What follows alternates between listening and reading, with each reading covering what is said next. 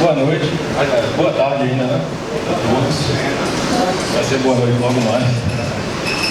E eu sou Rafael Aguiar, da IME Radionics, tá? Responsável pela operação na região Norte e Nordeste.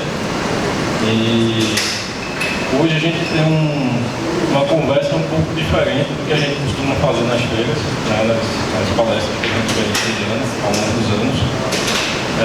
Hoje, mais do que falar exatamente de balanceamento, na essência, controle, autoridade de válvula, esse tipo de coisa que é importante, a gente sabe, mas a gente pode conversar disso um pouco depois, né? Abordagem um pouco diferente do que a gente está acostumado, mas de resultados, eu acho que vale muito a gente conversar aqui, discutir, mostrar para vocês o que é que a gente tem, né, em termos de resultados, discutir sobre ele.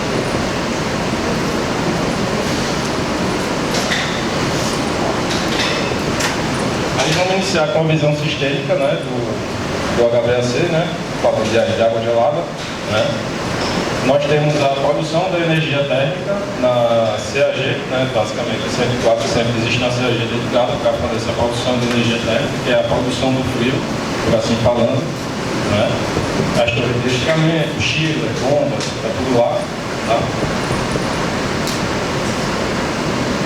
Do outro lado, nós temos o consumo, que seriam as unidades terminais. São as HUs, são coletas, né, processos, se for uma planta industrial, coisa desse tipo. E, enfim, é quem vai demandar essa água gelada ou quente, mas vamos focar um pouco mais aqui em água gelada, para que a CAG atenda essa demanda, né? Então é muito importante a gente sempre compatibilizar a demanda com a entrega de água gelada. A gente não pode oferecer mais do que o sistema está precisando e também não pode oferecer menos. Mais vai ser desperdício de energia e menos vai ser pouco conforto térmico ou condições inadequadas no processo, né? Então tem que atingir aquele ponto igual. No meio do caminho, entre isso tudo, a gente não fabrica nem chiller, nem fantóio, tá? Mas no meio disso tudo, tem tudo isso aqui. E aí é onde a gente entra, tá? Tem toda a parte de distribuição. Então, precisamos fazer a distribuição correta do fluido, né? E o balanceamento correto, da forma correta. Não pode ter sujeira na linha, então tem a parte de separadores de sujeira, separadores de ar, não pode ter ar na linha, temos purgadores, né? Parte de válvulas de controle, válvulas de balanceamento e todas as tecnologias que estão disponíveis no mercado hoje. Mais para frente a gente fala um pouquinho rapidinho nelas. E tem também os tanques de pressurização, né, que fazem com que o sistema seja completamente hermético em relação à atmosfera, para não ter nenhum tipo de indício de ar na linha, corrosão na tubulação, do ar na linha, tá? Então, sempre quando a gente olha para um sistema de água gelada, tem que olhar por todo, tem que olhar para o macro. Não adianta a gente olhar só para um chiller, ou só para um fantório, ou só para o sistema de distribuição. Tem que avaliar sempre tudo, e a gente vai mostrar 3 estudos de caso aqui, que cada um deles foca em algum desses itens que eu comentei. Então tem um estudo de caso, não é bem um estudo de caso, mas é um estudo de real, né, de um projeto onde foram definidas, vou chegar nesse logo, vai ser mais fácil, a gente falar antes. Sim, tudo isso está ligado ao DMS, né, está ligado na automação. Então ela é quem integra todos os sistemas. Agora vamos falar em tecnologia, né, versus ganhos. Temos equipamentos que são, como eu falei, chiller, fantóio, unidades terminais, né? A hidráulica, que é o meio do caminho, como eu falei, onde a gente está mais atuante, com válvulas, tanques e softwares. E temos a automação, que é o que faz todo mundo conversar a mesma língua e integrar o sistema como um todo. Equipamento está sempre ligado ao início do projeto, normalmente é definido lá no início do projeto, né? Fazendo analogia aqui. A hidráulica, essa parte de válvulas, tanques e software, está fazendo analogia da instalação. E a automação entra junto com o comissionamento, tá? Automação, periféricos e números. Então, aqui tem que juntar tudo isso aí. Aí chegamos no primeiro estudo de caso. Banco do Brasil, em Brasília, tá? Então, Caramba, acho que ficou um pouquinho difícil de ler isso aí, não dá pra ler. Vocês conseguem ver os números aqui ou tá um pouco difícil? Tá ruim, né? Bom, mas pelo menos vamos com os comparativos, tá? A parte de números, depois a gente pode conversar. Quem tiver alguma dúvida em relação a quais são os números que estão aí, a gente pode depois conversar com calma, tá? Mas o que vale a pena a gente conversar aqui é a discussão das tecnologias que foram envolvidas na escolha dos equipamentos para essa obra, tá? Então aqui a gente tem várias alternativas aqui embaixo, né? Tem o cenário 1, que é chiller a água com compressor parafuso. Cenário 2, chiller a água com compressor centrífugo, ambos com variador de frequência, né? de modulação de capacidade. Cenário 3, chiller a ar com compressor parafuso. Cenário 4, chiller condensação a água com compressor parafuso, mais 2 chillers a ar, mesclou, fez 2 mais 2. No cenário 5, também 2 chillers a água com compressor centrífugo, mais 2 chillers a ar, compressor parafuso. Então, tem todas essas opções aqui. São 5 cenários avaliados, tá? E aqui a estimativa de custo de investimento de aquisição dos equipamentos, né? Do sistema, na verdade, falando como um todo. Então, a gente tem aqui o preço das máquinas em azul, né, dos equipamentos. Aqui o custo estimado da instalação em vermelho. E o verde é o custo da automação envolvida nisso aqui. Então foi feita, né, quando foi feito o estudo disso aqui, foi feita uma avaliação de qual seria a melhor opção de custo de aquisição, mas não é só isso. A gente também tem que ver qual é o custo de operação dessa unidade. E aí vem para esse outro slide aqui, essa outra quadra aqui, desculpa. E aqui o custo de operação, né, a gente tem aqui em azul a energia, tá? Em vermelho a água e em verde a manutenção. Esse cenário aqui não tem água, porque é um chiller a ar, então logo não tem custo de água. Mas reparem que o consumo de energia dele foi bem maior do que o chiller a água. Então é um balanço que tem que ser feito na hora de fazer a escolha de um equipamento como esse, para poder ter esse balanço aí de custo de aquisição e custo de operação o melhor possível, tá? É uma pena não dar para ver os dados aqui com mais clareza, mas tudo bem, vamos lá. Aqui temos a estimativa de custos totais, né, que chama CAPEX, que é o custo de aquisição dos equipamentos, mais OPEX, que é o custo operacional, tá? Temos o cenário 1, de novo, 2, 3 e 4, 5, né? Onde o cenário 2 deu a melhor alternativa. Ele foi o que custou menos para ser adquirido e o que custou menos para ser mantido ao longo de 15 anos, que é o que foi estimado para essa instalação, tá? E com consumo de energia, aqui, nesse caso aqui, o cenário 3, menos 25%. Então, tem que ser avaliado todas essas alternativas para fazer a escolha do equipamento. E aí, como eu falei, a gente não fabrica chiller nem fancore, né? E por que eu estou falando tudo isso? Porque a gente está tentando entender o que é que cada equipamento, cada segmento desse que eu falei aqui anteriormente ali, pode trazer de economia para a gente, né? Na maioria das vezes, a gente encontra alguma obra que está no shopping, às vezes o pessoal, qual é a primeira coisa que o pessoal fala? Troca chiller. Vamos trocar o chiller. Peraí.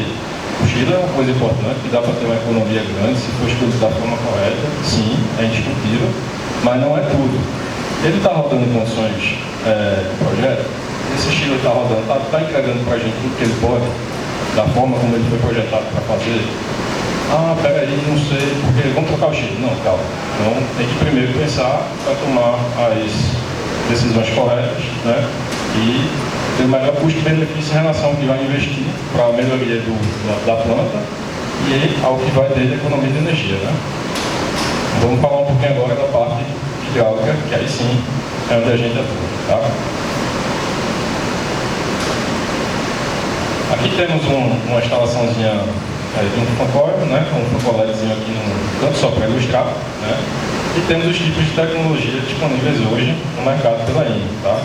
Temos as válvulas de controle de 2 vias convencionais mais balanceamento estático, onde podemos dizer que tudo começou, né? É o sistema mais simples que a gente tem hoje em dia de controle de fluxo e balanceamento. Ainda tem isso no mercado, ainda a gente encontra e fornece, fabrica e fornece. Temos o sistema 2, a solução 2, que é independente de pressão, que já tem um grande avanço em relação a esse tipo de sistema aqui, porque vamos falar um pouquinho de balanceamento. Falei que não ia falar muito, mas vamos falar um pouquinho de balanceamento. É importante a gente falar o que é que isso aqui agrega em relação a essa outra tecnologia, né? Nessa solução 1, imagine que a gente tem uma rede balanceada, está tudo certo, todo mundo está recebendo a vazão do projeto. E de repente, metade dessa rede fecha. O que é que vai acontecer com a vazão da outra metade que está lá aberta? Vai aumentar. E isso é desperdício de energia, porque se a bomba está lá, a pressão vai subir um pouco, mas não tanto. Então, sua bomba vai continuar com vazão excessiva e não vai, se tiver sensor de pressão, não vai modular como deveria para adequar a produção à demanda, que a gente começou lá no início. Já se a gente usa esse tipo de equipamento aqui, válvula independente de pressão, as máquinas que continuaram abertas não vão aumentar a vazão, elas vão permanecer com a vazão setada máxima do projeto. Então, garantindo com que cada equipamento só receba a vazão do projeto. Isso vai fazer com que, como a água não tem mais por onde passar, a pressão na linha vai começar a subir. Quando a pressão na linha começar a subir, o sensor de pressão diferencial vai detectar isso. Lógico que ele tem que estar instalado e bem instalado no local correto. E aí vai fazer com que a frequência da bomba caia e traga isso para adequar sempre a produção à demanda. Nem mais, nem menos. Mais o desperdício, menos o desconforto. Então, o lema é esse.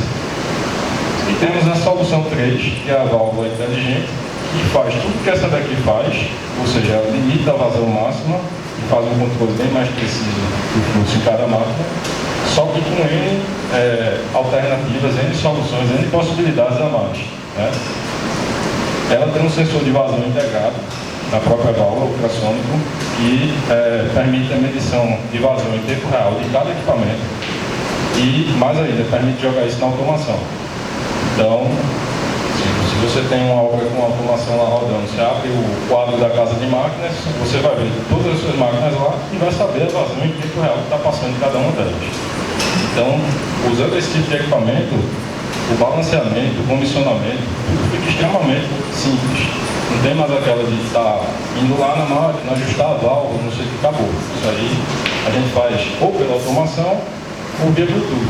Pega o celular, até 10 metros da válvula, conecta nela, faz a alteração dos parâmetros, resolvido. Então, chegou a um ponto que a gente não precisa nem efetivamente chegar mais na válvula. Né? Às vezes está em cima de um forno, num local de difícil acesso, a gente não consegue chegar lá, ou tem que pegar uma escada, abrir um forno, montar alguma coisa. Com esse tipo de válvula aqui, acabou, não tem mais isso.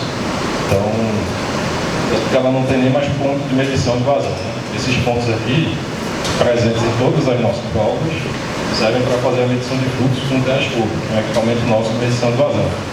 Mas essa daqui não tem mais, não precisa. Ela já tem o próprio medidor de vazão integrado. Então é a última palavra que a gente pode falar de válvula de controle e balanceamento hoje. Tá?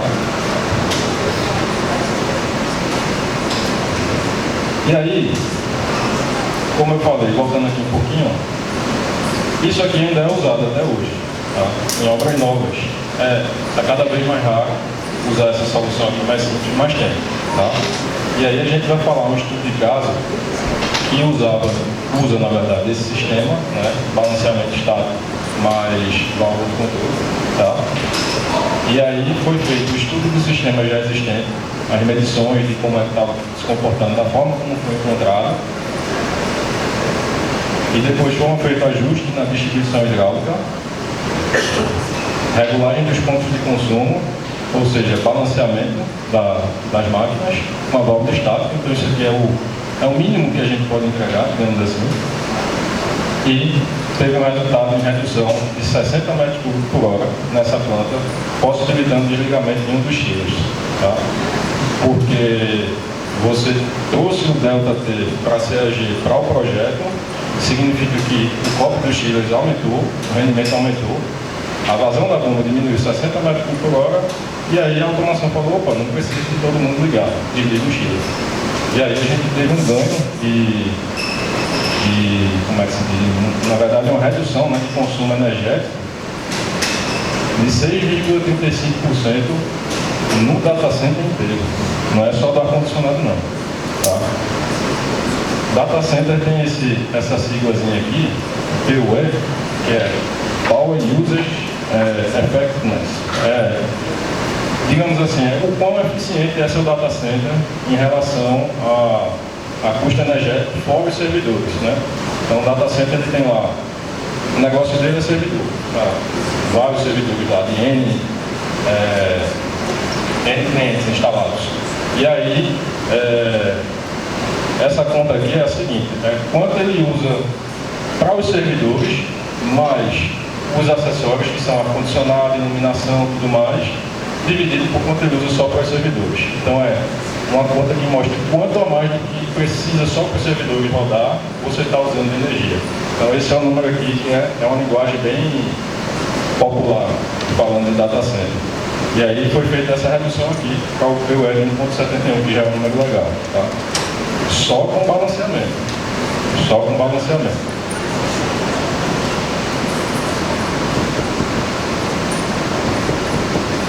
Aí agora, acho que está um pouco fora de ordem. Peraí, deixa eu só voltar um pouco.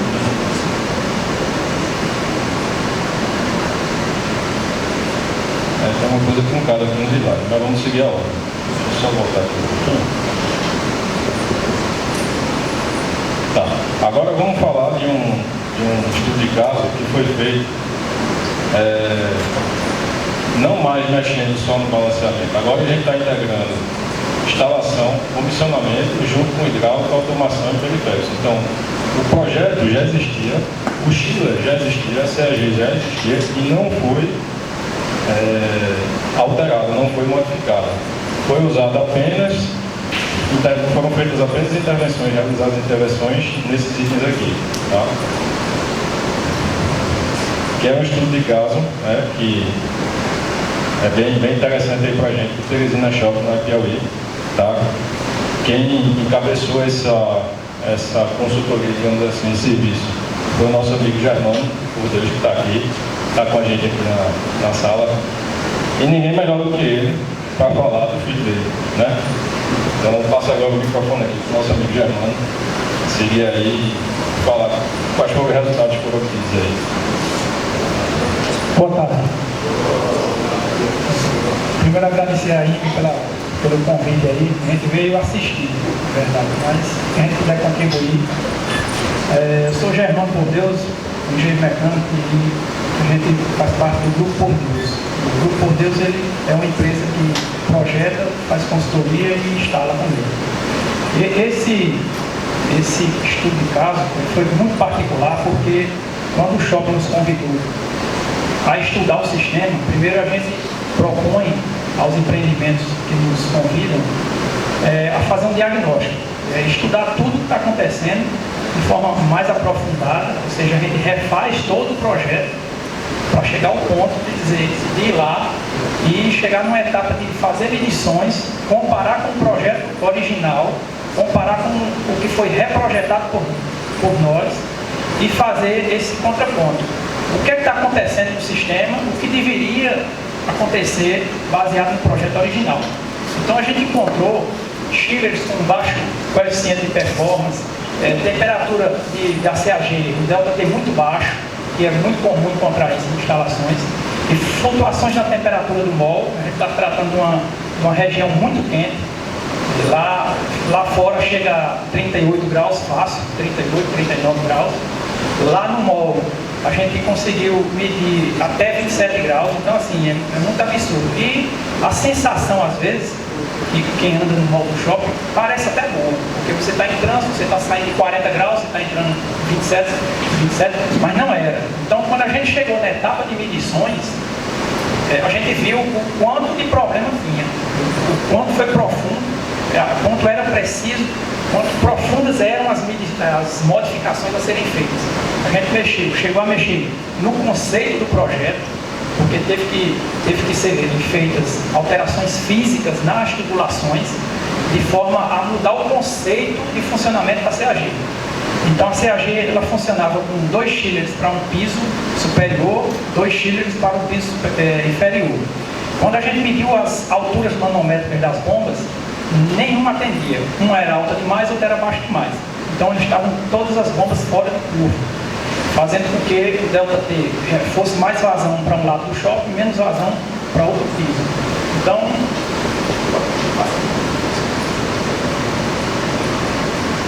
os produtos que a gente utilizou da IME fizeram com que, associados à automação e às alterações físicas, fizeram com que a gente conseguisse não só chegar ao ponto de projeto, que a gente na época da consultoria, a gente chegou a oferir uma medição de 1,7 kW por TR, estava muito deficiente a CAG. O projeto original era 0,8 kW por TR, 0,81 mais precisamente, e a gente conseguiu deixar a CAG funcionando depois, ao longo desses 2 anos de trabalho. Quer dizer, primeiro houve uma etapa de diagnóstico, foi dividida assim o trabalho, depois a etapa de implantação, depois a etapa de comissionamento e ajustes. Essa última etapa a gente deixou associada aos produtos da IME, válvula de balanceamento estático. Nas unidades terminais a gente usou válvula de balanceamento dinâmico, ou seja, o independente de pressão. Em todas as unidades a gente utilizou isso. A gente utilizou a solução de equalização de pressão, que Rafael falou há pouco, para não deixar entrar oxigênio e equalizar a pressão e reposição de água. E inicialmente a gente começou com um software de cálculo, onde a gente recalculou todos os ramais, subramais do shopping, de forma que, quando a gente instalou os sensores de pressão diferencial, a gente viu que ao final da linha, o software é tão preciso, desde que seja bem utilizado, ele é tão preciso que, quando a gente mediu as pressões nos finais dos ramais, ou nos ramais críticos, a gente viu que ainda tinha um pouco de excesso de vazão, cerca de 5%. E a gente foi atrás disso nos ajustes finos da automação. E a gente implementou na automação algoritmos personalizados. Isso é uma coisa que eu sempre gosto de pontuar, que tanto o cálculo do shopping inteiro, ou de qualquer empreendimento, quanto os algoritmos inseridos na automação, associados à solução, eles são muito personalizados. Cada um vai funcionar de acordo com o que está sendo solicitado. Então a gente chegou à conclusão que a capacidade na primeira medição do diagnóstico tinha instalado 1.250 TR, no projeto original. Estavam sendo gerados só 558 TRs. A gente deixou com 949 TR. Capacidade de refrigeração em quilowatts. A alimentação de energia, na época, de projeto 1.000 kW, estava sendo consumido de demanda energética, de demanda elétrica, 900 kW, só que estava sendo só apenas gerado de frio 558. A gente deixou a CAG produzindo quase 950 TR com apenas 500 kW. A gente inverteu a curva do sistema, ou seja, gerar frio com muita energia, todo mundo faz, e é muito comum a gente encontrar em CAG. Agora, gerar mais frio com menos energia tem que ser um projeto personalizado, tem que ir ponto a ponto, e a hidráulica funciona. As soluções que a IME propõe, realmente a gente vê que quando vai a campo, a gente consegue. E o COP está aqui, quilômetro por TR de projeto, 0,81, a gente encontrou com 1,78 e deixamos regulado lá, funcionando com 0,59. Isso é comprovado. Já está lá, tem 2 anos, cerca de 2 anos funcionando. Além de, o mais importante que o cliente falou, é que houve uma estabilização de pressão no mol, ou seja, tinha 27 graus aí, 26, 27 graus, a gente deixou com 23 e a gente ainda vai atrás de subir um pouquinho mais, dependendo da época do ano. Isso está inserido no algoritmo da nossa automação. E, além do ganho de estabilização de pressão, de temperatura e conforto térmico, houve o ganho financeiro comprovado através da conta de energia medida durante os 2 anos. Acho que a gente conseguiu ser claro. E tem alguma pergunta? O payback do investimento? 2 anos e 2 meses. Esse software que você usa, você fala sobre Não, o software a gente usa Niagara, os produtos, né? Os componentes da mercado, só que os algoritmos somos nós que desenvolvemos, ou seja, um dos principais é a leitura instantânea de carga térmica consumida pelo choque, energia acumulada no tanque instantâneo, ou seja, 17 horas o sistema ele começa a perguntar quanto de carga térmica eu tenho acumulada no tanque, quanto de energia térmica eu tenho acumulada no tanque. 7.000 TR/hora. Se eu tenho 7 horas e estou consumindo 1.000 TR, aqui ó, 940, eu vou desligar tudo e vou ficar só com o tanque. Então isso tem ajudado a diminuir cerca de 3 horas no carregamento, ou seja, o carregamento ia até 7, 8 horas da manhã, está indo até 3, no máximo 4 horas da manhã. Funcionavam 2 chillers, agora funciona 1 chiller. Dos 4 instalados, funcionavam 2, de forma precária, e entrando em surge. Entrava em surge, direto. 2 anos depois desse sistema todo funcionando, a gente, pela equalização das vazões, não entra mais em surge. Durante esses 2 anos, eles não registraram mais nenhum. E os programas, os softwares conseguiram estabilizar a temperatura do mol, economizando energia térmica acumulada, otimizando a energia térmica do tanque. Palavra essa. Usar instrumento para medição de vazão. As soluções da IME, essa válvula de balanceamento estático associada ao TA-Link. Vocês trataram tudo para depois avaliar a medição? A gente instalou tudo, porque isso não tinha, isso aqui foi intervenção física, certo? Fez primeira intervenção física. Intervenção física, primeiro diagnóstico do sistema, o que é que precisa? Segundo, intervenção física. Terceiro, medição e regulagem.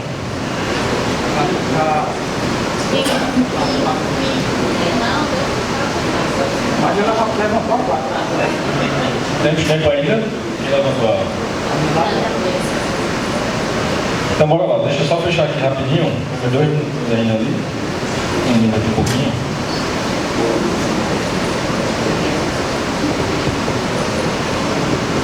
Como eu estava falando lá no início, a parte de equipamento, de escolha de chiller, de escolha de fancoil, de ir atrás de melhor eficiência nessa etapa é primordial. Isso traz ganho, não tenho a menor discussão que isso traz ganho. Mas não é só isso. E isso às vezes custa muito mais caro. A gente sabe que o chiller é um equipamento que tem um valor agregado numa instalação alto. Se a gente vai para um sistema como foi feita a otimização lá, não foi para substituir o chiller, desculpa, foi só a parte que o Germano comentou aí com a gente, e ele teve o ganho comprovado que ele teve aqui. Então temos que pensar no sistema hidrônico como um sistema vivo, né? Onde a gente tem o coração, que é a CAG, bombeando pelas artérias, que são as tubulações, e as unidades terminais são as nossas células, recebendo essa água gelada, no nosso caso, o sangue, tá? Então, não dá para pensar em uma coisa só e esquecer do resto, senão você não vai estar bem de saúde. Beleza? Basicamente é isso aí. Esse é meu contato, se depois a gente quiser aprofundar um pouquinho, o tempo foi curto, mas acho que deu para ter uma conversa boa.